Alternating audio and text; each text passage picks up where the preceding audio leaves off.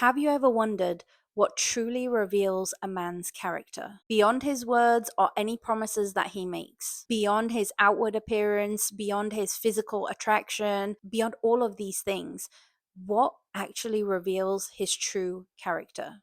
So, today we're going to talk about three powerful traits that can reveal to you who a man really is. Now, if you're in the process of getting to know someone for marriage, maybe you're having sit downs with them, you are asking them questions, you're having family involved in the process, or you're just exchanging communication and you still feel like there are certain things that you don't know about them. Maybe your gut instinct is telling you that something might not be what they say it is, then this video, inshallah, will be particularly helpful for you. And just a quick note, these points are not actually questions that you need to be asking him. They can definitely take the form of questions, and that's because my belief is that people will, at the end of the day, just say what they know you want to hear. And this happens really often, especially when people are getting to know each other for marriage and they want to present themselves in a really favorable light. If you ask a question, for example, about religiosity, and you want to make sure that they're meeting like just the foundational requirements, you can ask him, do you pray 5 times a day? You can ask him, how often do you go to the masjid? But like I said, someone may be able to finesse their answers based on what they think you want to hear. So my approach, and the approach that I'll be talking a little bit more in depth about today, is much more focused on your observations. It's on the things that he can't tell you through his words, but he can only communicate through his actions. And I think that's so much more telling and more revealing. I mean, only a minute proportion of communication is verbal. So, how about the rest of it? If the majority of the communication that someone gives to you is non-verbal, then why is it that we don't put enough emphasis on that and focus on this? The reason why I'm so passionate about this is because I've spoken to many of my clients who are either at the beginning of their journey when it comes to finding a partner, or on the tail end of their marriage, maybe in the process of divorce or post-divorce. And one of the things that they always tell me is that when I met with my husband or ex-husband, there were things that he told me that he did. And then when I married him, it was the total opposite. He didn't pray 5 times a day. He didn't even wake up for Fajr. And he had all of these features that made me truly believe that he was a practicing brother. And at the end of the day, I felt blindsided. I felt like as if his actions did not meet the words that he was giving off. And they always mention that they noticed certain characteristics in him before they actually tied the knot, so to speak. But they leaned primarily on his words, on his promises, on the things that he said verbally. So this is why my belief is that it's important to focus on not just the verbal, but also the non-verbal communication that you see from him, where he is actually telling you who he is without his words. So in today's video, as I said before, I'm going to be focusing on three of these non-verbal traits that you can pay attention to and observe passively or actively and see whether he is the man that he puts himself forward to be, or whether there is a disconnect between his words and his actions. And that can be really, really revealing. So let's jump right in. Assalamu alaikum, peace and blessings be upon you. My name is Kashmir and I'm a marriage and family therapist based in the US. I'm also an author and the founder of a mental health clinic called Heal Therapy. I create weekly videos about mental wellness and healthy relationships through a faith-centered perspective. But please know that this is an inclusive, safe space, so whatever your background or beliefs, you are absolutely respected and welcome here. And with that, let's begin. So trait number one that will reveal so much about a man's character is his relationship with his parents, specifically his mother. Now, for point number one, I would have begun by saying it's really important to just focus on his relationship with Allah. But as we highlighted at the very beginning of this video, it's very difficult to know where a person stands in their relationship with Allah, like how much it truly is of a priority for them. The only way that you can see is through the manifestation in their relationships on earth with the people. So their mannerisms, the way that they treat their family. That's why I truly believe that if you want to see whether or not what he says about himself and his spirituality is on par with the reality, then pay attention to his relationships with family members, specifically with his parents. So one thing that we know as Muslims is that silatul rahim is super, super important, that maintaining and preserving and keeping good relationships with people who are related to us is super, super important. It's more important than friendships and any other relationship. Now, from an Islamic perspective, we know the importance of respecting and honoring our parents. So there is the religious component here, but there's an additional component too, which is from the psychology perspective. Now, the relationship that a man has with his parents can reveal to you a lot about his attachment style. Why is attachment style really important? Some people have a qualm with, psychologists and therapists for always taking things back to the formative relationships that we have with our parents.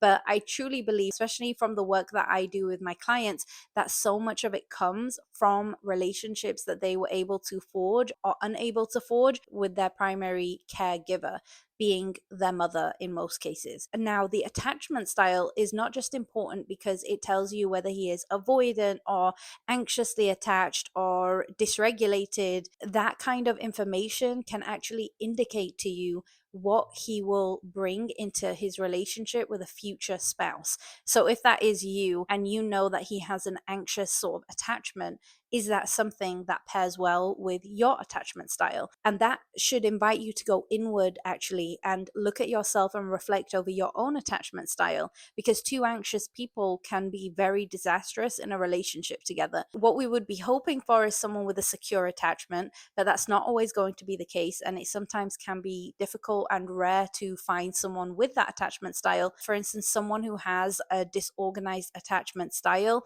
can be very unpredictable in romantic relationships. It's not always something that they are aware of, but what it can mean is that when you're expecting them to be a pillar of stability and calm in your home, there might be a lot of upheaval and there might be a lot of emotionality or dysregulation within that relationship. So pay very close attention to how he is with his mother, how he is with his father, and also with his family members too. So when it comes to family of origin, it's not just his relationship with parents, but it's what is his role within his family system. Is he the golden child in his family? Is he the one who is constantly adored, or is he the one who constantly had responsibility placed on his shoulders? Did he take a caregiving role? Do you want them to have that caregiving role? And I would argue that that is a really important characteristic to seek out in a husband specifically. Or was he more of a middle child? Did he feel forgotten? Did he feel invalidated? Did he feel like he had to constantly be a diplomat in arguments and things that were happening in the home? Another thing that you might want to pay attention to is, does he have sisters? And if so, what is his relationship with them? Sometimes when a man has sisters, he knows a lot more about women and he understands their temperament and their behaviors, their likes and dislikes, and all of these things. And so it can be really helpful to have someone who has that experience, whether it is through his sisters, whether it is through his mother, but having that familiarity with women can be really helpful so that you know that when you are entering into a partnership together for life, that he will be receptive, empathetic, and understanding of you as his woman and as his wife. Now, I do also want to add a little bit of a disclaimer here, which is that sometimes if a man may come from a family which was very dysfunctional, he may have had a very rocky relationship with one or both of his parents. Maybe there was abuse in the picture or manipulation or, all sorts of different things. But let's say his relationship may have been complex with them. I do want to note here that it's not always a reason to write off a relationship. The most important thing is not how they treat him, but it's about how he operates in that dynamic. So if they were an abusive or neglectful type of family and he struggles in his relationship with them, how does he try to preserve that? How does he try to work through and navigate that conflict? Again, that could be very, very revealing and actually a good thing, because it shows to you what he is willing to work through and stick through in very unhealthy dynamics, and how that could be something that shows up in your relationship. When you go through tough times, is he willing to work through those times with you? So if he does come from a family like that, Don't write him off just because of that. Observe how he interacts with them, how he speaks about them, how he preserves their honor and dignity, even if he had such an abusive relationship, and decide based on what you observe what his true character is like. Now for the second trait that you can pay attention to, and that is look at his friends. They say that you are the average of the 5 people that you spend the most time with, and Islam confirms this. The Prophet ﷺ said, "A man follows the religion of his close friend." So let each of you look at whom he takes as his close friend. So if you have the opportunity,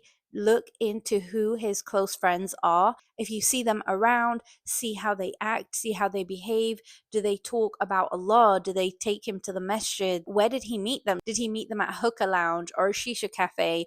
Or are they brothers who remind him constantly of Allah, that they are a good influence, that they are maybe even mature and married themselves? All of these characteristics are green flags. So when you are looking at his circle, pay very close attention to who his closest friends are. It might be just 1 or 2 friends. How do they act? Where do they go? Do they go to the masjid? Do they encourage him towards good? Are they successfully married themselves? All of these are green flags. But if his closest friends are neglectful of the deen, inattentive to their prayers, all of these characteristics are really important for you not to write off, because at the end of the day, he will be who his friends are. And some people might say, well, that is very unfair. You are sort of writing off an individual based off who they hang around with. And that's not what I'm here to say. If he does not possess those characteristics that his friends do present, then maybe he's not on that path right now, but you can almost guarantee that he will follow that path in the future, that in some way he will be influenced by them. And that doesn't mean to say he has to have all amazing friends, because, human beings are flawed and no one is perfect. But if the general trend is towards good companionship, that is a really good indication of what his character is, because his friends are mirrors of him. And so if you're not sure about what his reflection is based on what he is presenting, then look at the people around him who are mirroring who he is. And I guarantee you will have much more of an indication of his characteristics and what is important to him. Now, moving on to the final and third trait, and that is, how does he regulate his emotions? And when I'm talking about emotions, I'm talking specifically about anger. When he is angry, how does he respond and how does he act? Is he unable to control his emotions? Now, we all have outbursts. We all have moments where we kind of lose control of our emotions. That's normal. That's human. But I want you to pay attention to whether or not this is a consistent trait. And it might take time for this to reveal itself, but it's a really essential one. I would actually argue that you should not consider a person for marriage until you have seen them in a moment of anger. And this is because anger specifically is a very clear indicator of his strength of character. The Prophet ﷺ said, "The strong man is not the one who can wrestle, but the one who can control himself in the moment of anger." Now, I've heard a lot of advice online from relationship gurus and marriage coaches, and they always say things like, it's important to ask a question like, tell me a time when you were angry and how you dealt with that. But as I said at the very beginning of this video, it's so difficult to discern what a man would truly do in a moment of anger or rage, besides actually testing him in an actual moment of anger or rage. And it doesn't have to be anything, prickly or eccentric. It could just be a simple, like, everyday inconvenience, and seeing how he responds to that. And a lot of people do get touchy about this subject, and there is a controversial perspective in marriage and family therapy which suggests that you can actually do certain things to test him and see how he deals in that moment of anger. But for me personally, I think the best way is just to observe him in a natural setting. You don't want to provoke him on purpose. That can actually cause resentment, maybe even a little bit of harm. and might actually have him reconsider you as an option for marriage. So stay away from that, but instead observe him in a natural setting. So I'll give you a few examples of how that might look. Let's say, for instance, you and your family take him out for dinner and you are talking, and the waitress comes over and they give him the wrong food. Or even if you come late to the restaurant, then kind of getting a gauge of how he responds in that moment of something that was unintentional on your part, but it could be a really good indication of how he responds to small triggering events. And the idea is not to push him over the edge in those moments, but just to quietly observe how he reacts. Is he passive aggressive? Does he actually talk it out? Does he express his emotion in that moment? Men naturally express emotion differently. And so you can ask questions around that. You can have family members sort of observe his behavior as well in that moment. All of this could be a really good indication of how he deals with pressure, how he will also deal with conflict in the future, because all marriage has conflict. So if conflict arises, will he blow his lid and leave the home? Will he abandon his responsibilities? Or will he stay and work through it and find his words to be able to navigate that moment? Like, how does he deal with it in actual real life, not how he says he will deal with it? So, to conclude, at the end of the day, a man cannot hide his character for long.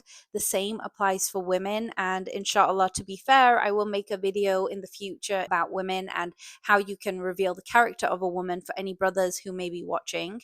But coming back to this topic, a clear indication of a man's character and personality is based on how he interacts with others. So, as we said, how does he interact with his parents? What is his emotionality, emotional regulation like? And also, what are his friendships like? How does he interact with people who are not his family members? So, again, if you are looking for a man for marriage, pay attention to these things, not just what he tells you. His actions are much louder than his words. And if you are on the fence, you're talking to someone, but you're not really sure how to navigate that situation, maybe there are some red flags, there are also some green flags, and you just don't know which direction to go in, you can always contact us for a consultation.